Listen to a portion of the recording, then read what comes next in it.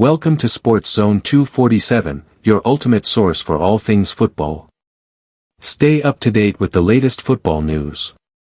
Match highlights, transfer rumors, player updates, and in-depth analysis from top leagues around the world. Our first news is Man United lose more than £300 million in transfer deals as squad value paints worrying picture. Manchester United have struggled for years to nail their transfer dealings, and that has resulted in them massively overpaying for a squad that has struggled to deliver on their fees. Manchester United's continued failures in the transfer market is best summed up by research and data which shows that their squad is now worth more than £300 million less than they actually paid for it. Every club is looking for value in their recruitment. Getting a player for less than they're actually worth, or signing one that goes on to blossom and is worth considerably more than they initially paid. For United, they've made a habit of doing the opposite.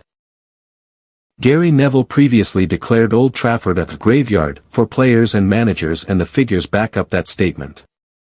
United's squad cost versus their actual value presents the largest deficit in the Premier League. They are £322.9 million in the minus. They've spent £1.1 billion, but their squad is actually valued at £769 million by Transfermarkt. For context, Arsenal are the best in the Premier League in this department. Their squad is worth £315.9 million more than they actually paid, £826 million versus £1.1 billion. That owing to players like Martin Odegaard and William Saliba being worth considerably more than they were bought for. Manchester City also rank high. Liverpool and Newcastle are also in the plus, which has aided their ambitions. For United though, it is a sorry story, and you don't have to look far for the lack of value in their transfers. Actual cost against value often finds itself in the negative for two reasons. Firstly, a player was bought for big money late in their career, when their value was only going to decrease. Secondly, a player is bought but massively fails to live up to expectations. An example of a player being landed when their value is on the decline is Casemiro. The Brazilian joined from Real Madrid for £70 million, and whilst he enjoyed a positive debut season, the red flags were quickly highlighted with the 33-year-old still on big wages but not performing like he once did. Meanwhile, the list of players signed for big fees, only to underdeliver, is rife and has been for more than a decade. United have spent their entire summer trying to get some of their bigger names off their books, having been unable to get the best from them. Antony joined in the summer of 2022 for £81 million. A year earlier, and Jadon Sancho cost them £72 million. Now United will do well to recoup even half those figures should they move on either player before the transfer window closes in less than a week.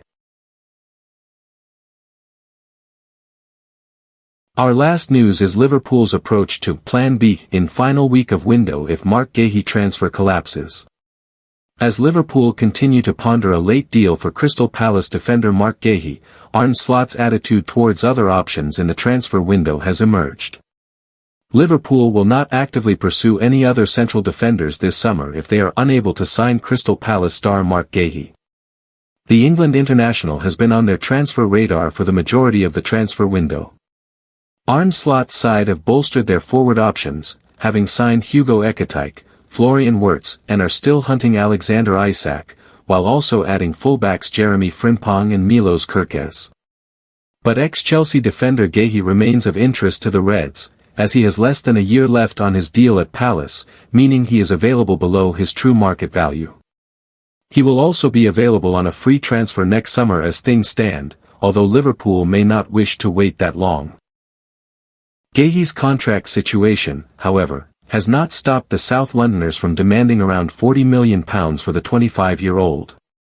If the Merseysiders are not able to sign him, they will seemingly refrain from adding any more central defenders to their squad.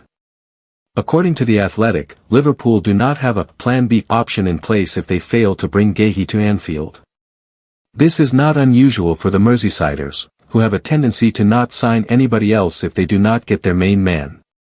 It was the case when they signed Virgil van Dijk in January 2018, after failing to prize him away from Southampton the previous summer.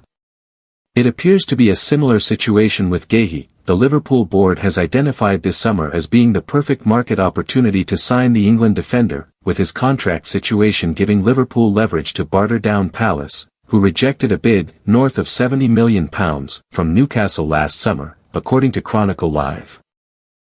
However, with Van Dijk, Ibrahima Konate, Joe Gomez and Giovanni Leone, a recent £26 million acquisition from Parma, to choose from, Liverpool will not look for another central defender if they cannot agree a deal for Guehi.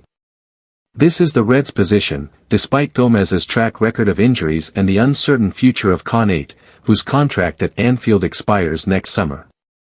The Frenchman has been of interest to Real Madrid, who are reportedly plotting an offer for him next season when he is a free agent. Until then, Konate is expected to continue as Van Dijk's central defensive partner, unless the likes of Leone can budge him from his position. Standing at 6 feet 5 inches, the 18-year-old, left-footed central defender is understood to be widely considered as the long-term successor to Van Dijk.